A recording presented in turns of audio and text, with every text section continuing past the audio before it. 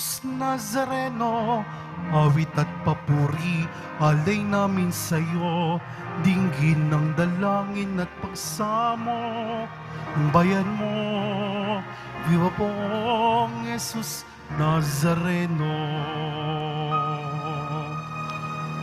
Sa ngalan ng Ama at ng Anak at ng Espiritu Santo, Amen. ang pagpapala at kapayapaan mula sa Diyos na Ama natin at sa Panginoong Hesukristo naway sumainyo.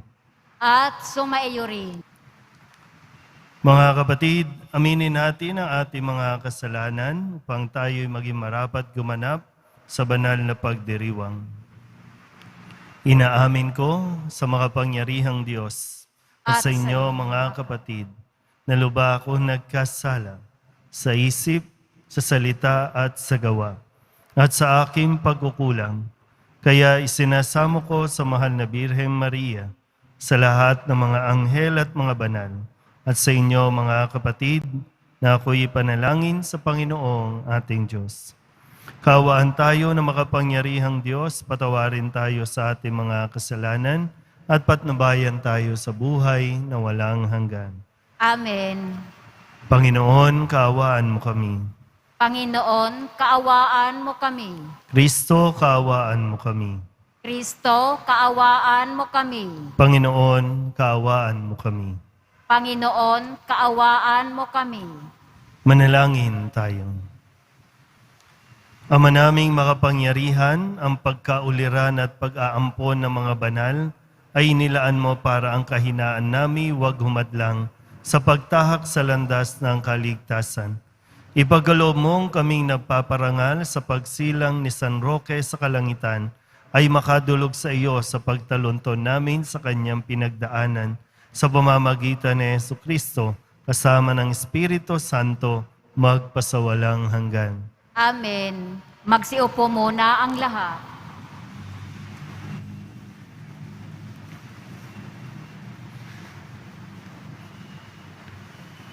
Pagbasa mula sa aklat ni Propeta Ezekiel.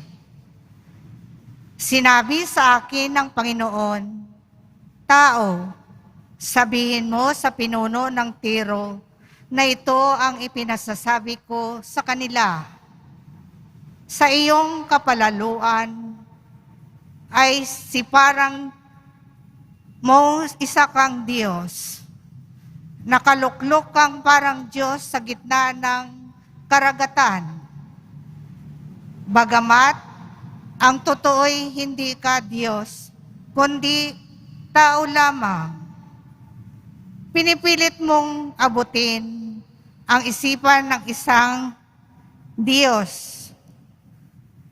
Akala mo'y matalino ka, pa kay Daniel. Akala mo'y alam mo ang lahat ng bagay, kahit pa anong lihim. Sa dunong mong kalaman ay nagkamal ka at nakapagbunto ng pilak at ginto. Sa iyong ngang nalalaman sa larangan ng kalakal, patuloy na lumaki ang iyong kayamanan. Dahil dito, naging palalo ka. Kaya naman, ito ang ipinasasabi ng Diyos na Panginoon. Pagkat pilit mong ipinapantay sa Diyos ang sarili, ipalulusob kita sa pinakamalupit na kaaway sa daigdig. Wawasakin nila ang lahat ng ari-arian mo na pawang kinamtan sa tusong pamamaraan. Ihuhulog ka niya sa lalim na walang hanggan. Papatayit, hihahagis sa pusod ng dagat. Sa harap kaya ng mga papatay sa iyo, ay masabi mo pang ikaw ay Diyos? Noon mo malalamang ikaw pala ay tao lamang at may kamatayan. Parang aso kang papatayin ng mga dayuhan. Akong Panginoon ang may sabi nito. Ang salita ng Diyos. Salamat sa Diyos. Nasapa siya ng may kapal ang buhay at kamatayan. Nasa pasya ng may kapal ang buhay at kamatayan. Ipinasya ko nang sila'y lipulin at pawiin sa alaala ng madla. Ngunit di ko tutuluran ang kanilang kaaway ay maghambog at sabihin, Nasa pasya ng may kapal ang buhay at kamatayan. kami ang lumupig sa kanila at hindi ang Diyos nila. Mahina ang pangunawa ng Israel at sila'y maituturing na bansang mangmang. Nasa pasya ng may kapal ang buhay at kamatayan. Paanong ang 1,000 ay matutugis ng isang tao at mapipigilan ng 2 ang 1,000? Sila'y pinabayaan ng Diyos na puon. Itinakwil na sila ng kanilang dakilang Diyos. Nasa pasya ng may kapal ang buhay at kamatayan. Darating ang araw ng aking paniningil at paghihiganti hanggang sa sila'y humupay at mabuwal, pagkat ang wakas nila ay malapit na. Ililigtas ng puon ang kanyang bayan. Siya'y mahahabag sa mga naglilingkod sa kanya. Nasa pasya ng may kapal ang buhay at kamatayan. Magsitayo na po ang lahat.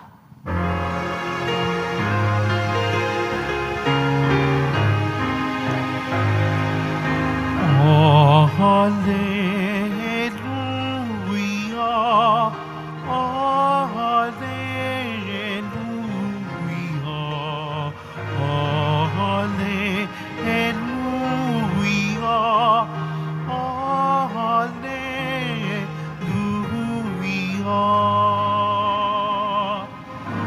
Si Kristo ay naging dukha upang tayo'y managana sa bigay niyang pagpapala.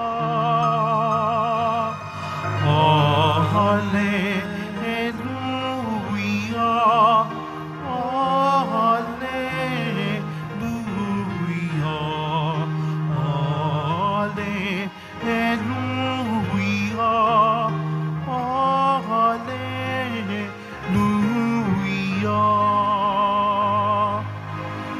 Sumainyo ang Panginoon.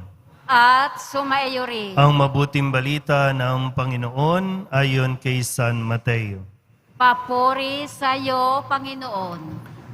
Noong panahong iyon, sinabi ni Jesus sa kanyang mga alagad, "Sinasabi ko sa inyo, napakahirap mapabilang ang mayayaman sa mga pinaghaharian ng Diyos.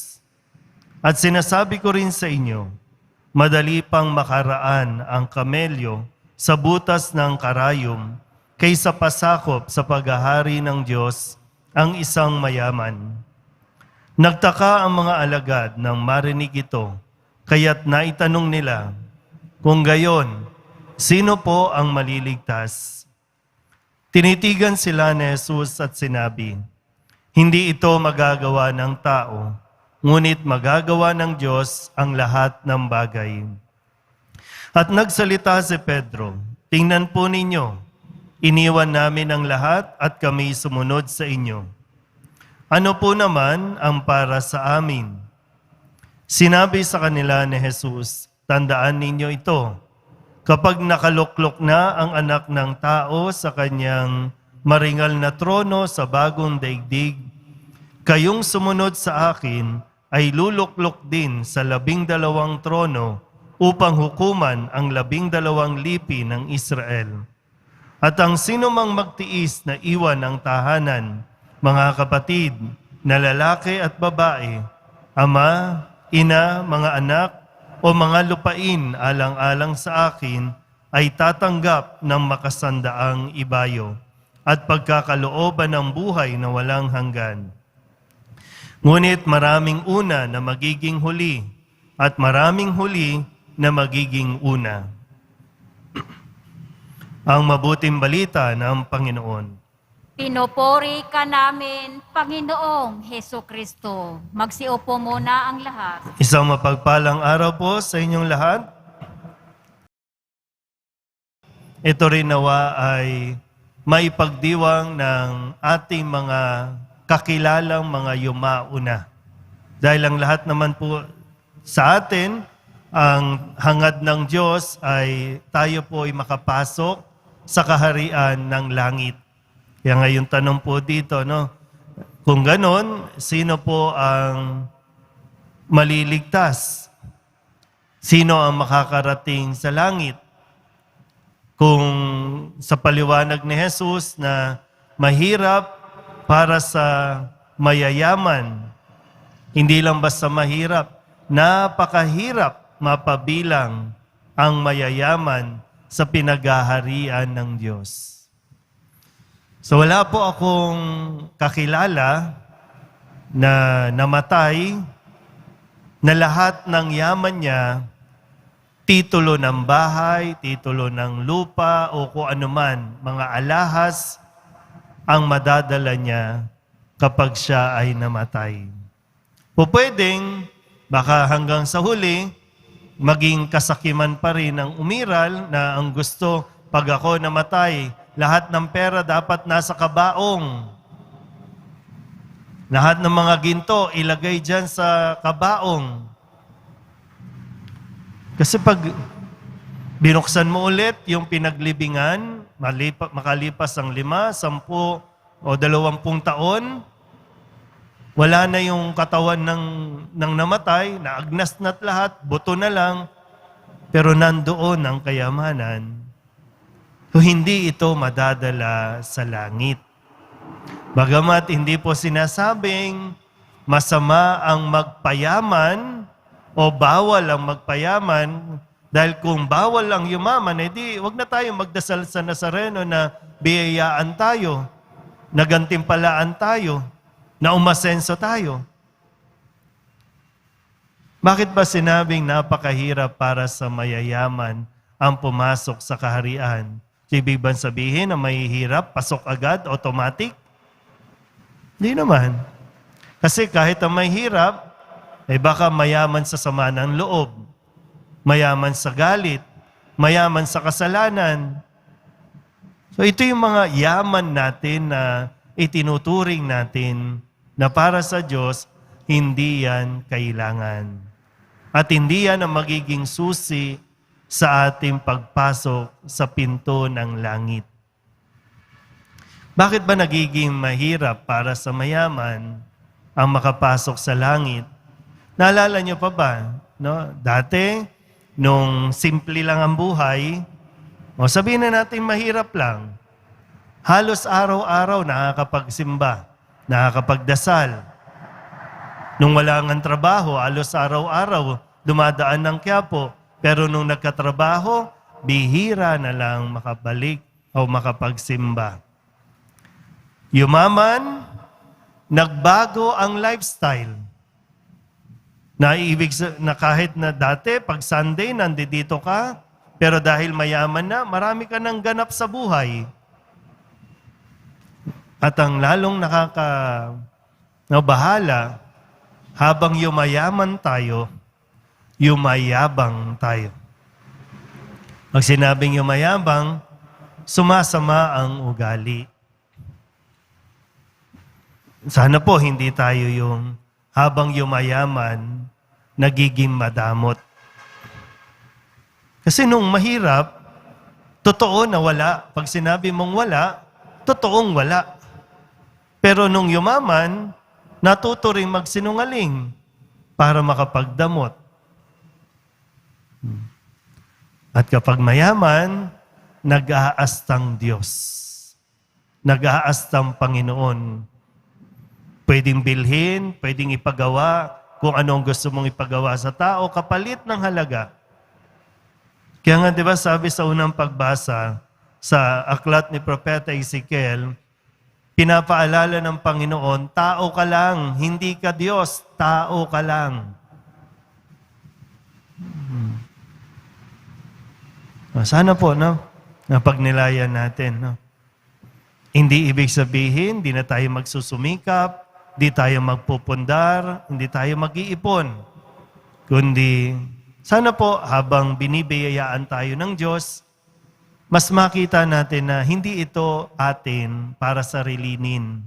Ibinigay ito para mas maging mabuti tayong tao sa pamamagitan ng pagtulong at pagbabahagi ng mga biyayang ibinibigay ng Diyos. Nang sa ganon, talagang mapagharian tayo at makapasok tayo sa langit katulad ni San Roque. Amen. Magsitayo po ang lahat.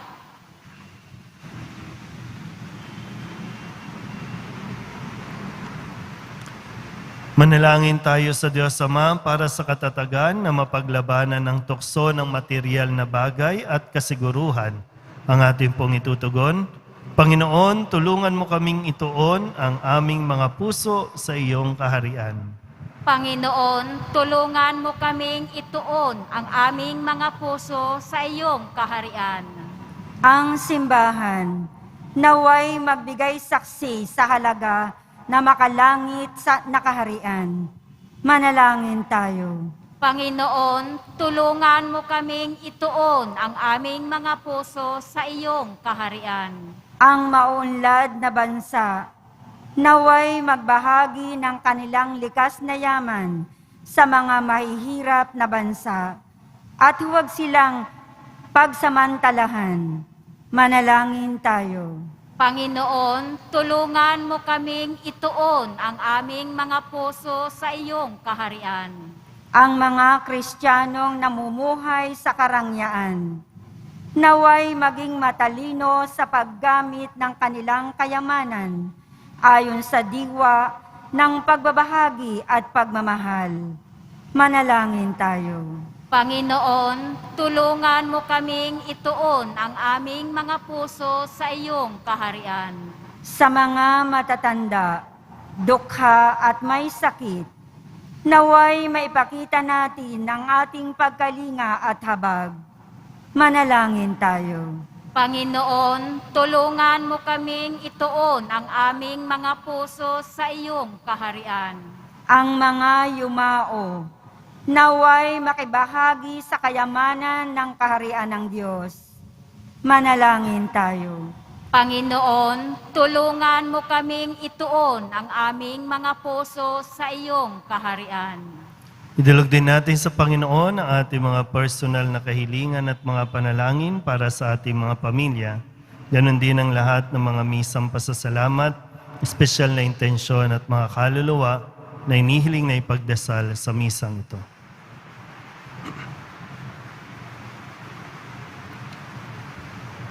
Ang lahat ng ito inihiling namin sa ngalan ni Kristong aming Panginoon. Amen. Magsiupo muna ang lahat.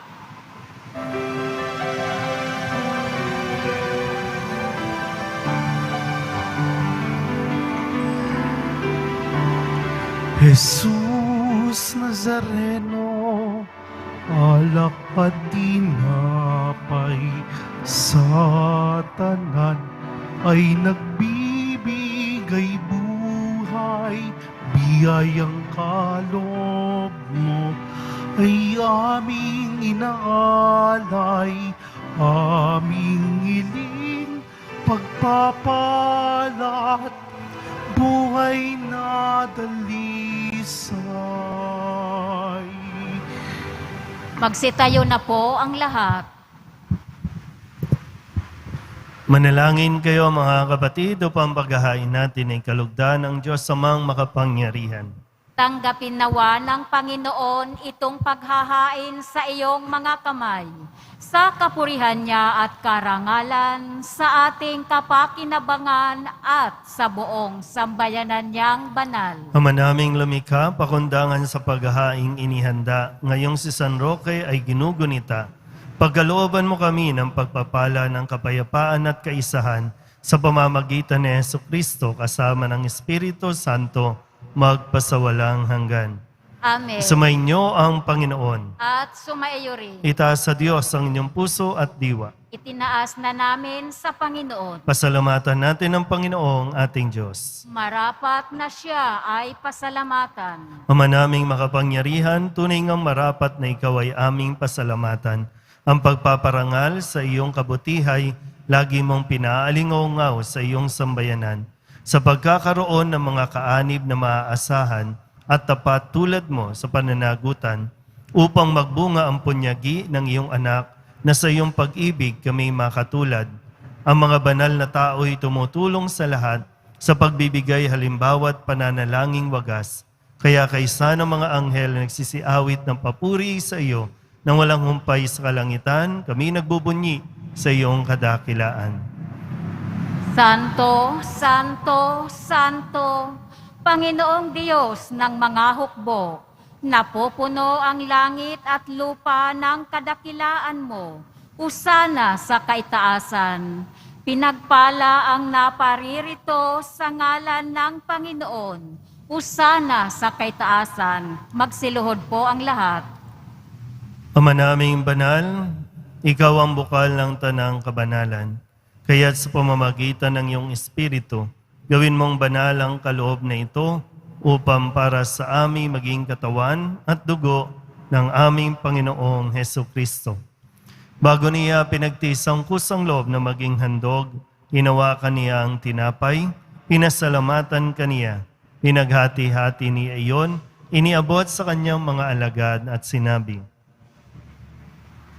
"Tanggapin ninyong lahat ito at kanin, ito ang aking katawan na ihahandog para sa inyo."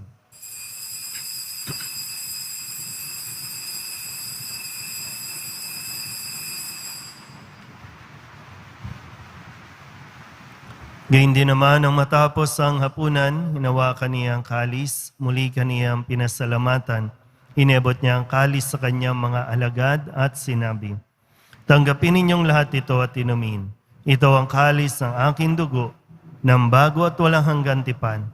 Ang aking dugo na ibubuhos para sa inyo at para sa lahat, sa ikapagpapatawad ng mga kasalanan. Gawin ninyo ito sa pag-alaala sa akin."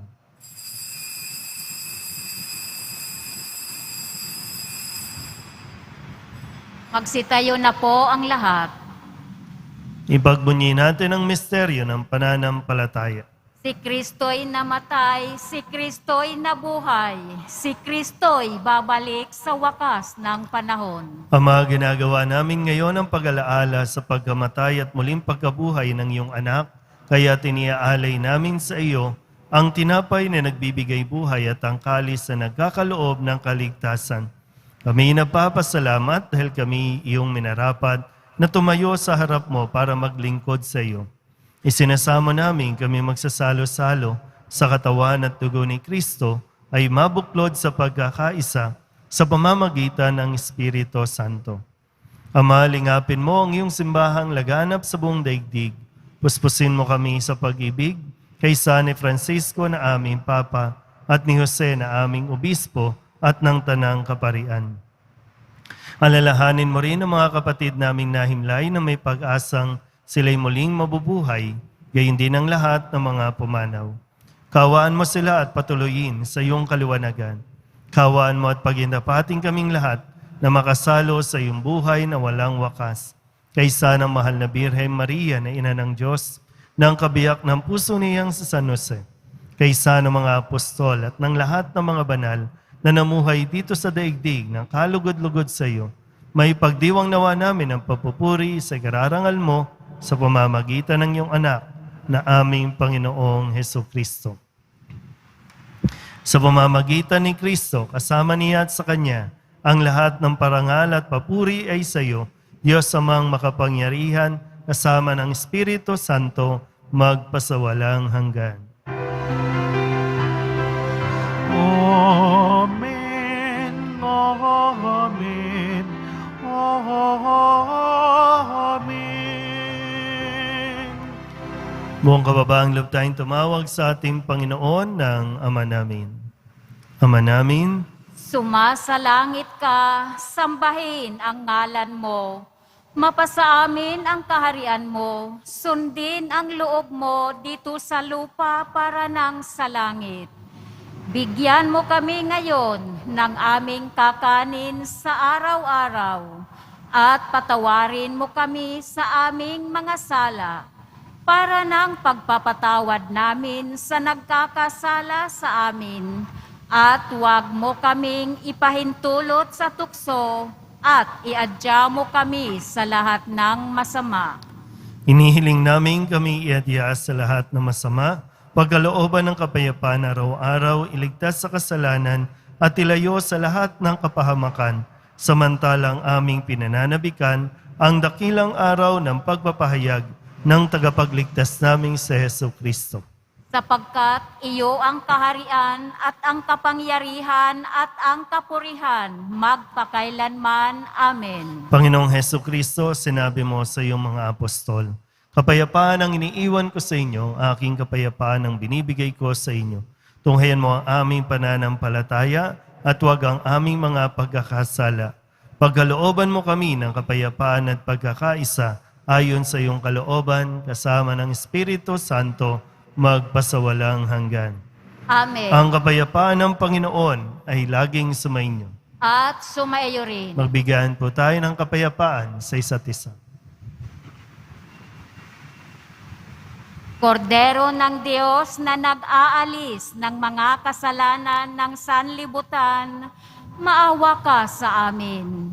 Kordero ng Diyos na nag-aalis ng mga kasalanan ng sanlibutan, maawa ka sa amin. Kordero ng Diyos na nag-aalis ng mga kasalanan ng sanlibutan, ipagkaloob mo sa amin ang kapayapaan. Magsiluhod po ang lahat. Ito ang kordero ng Diyos. Ito ang nag-aalis ng kasalanan ng sanlibutan. Mapalad ang mga inaanyayahan sa kanyang piging. Panginoon, hindi ako karapat-dapat na magpatuloy sa iyo, ngunit sa isang salita mo lamang ay gagaling na ako.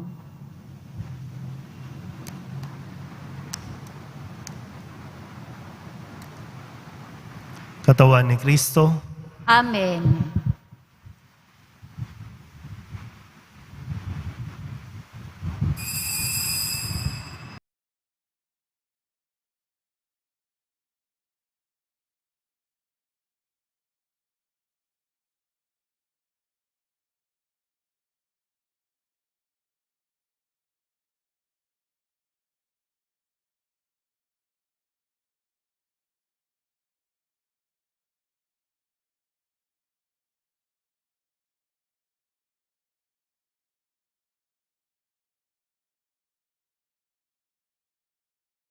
Tayo na po ang lahat.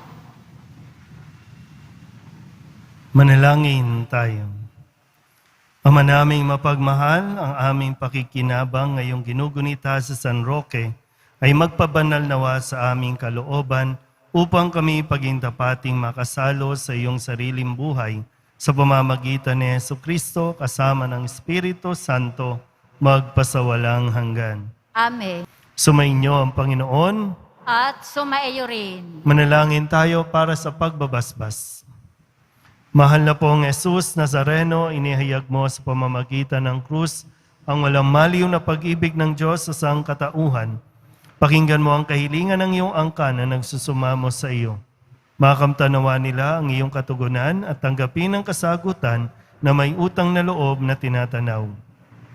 Basbasan din po ninyo ang mga dala-dala nila, mga imahin at dasalan at lahat ng mga may karamdaman.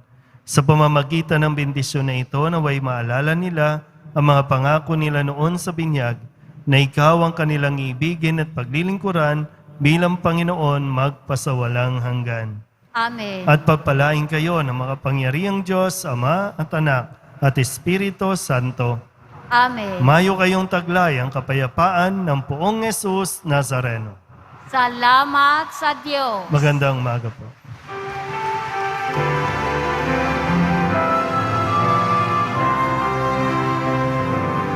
Nuestro Padre Jesus Nazareno, sinasamba ka namin, pinipintuho ka namin, aral mo ang aming buhay at kaligtasan. Nuestro Padre Jesus Nazareno, iligtas mo kami sa kasalanan.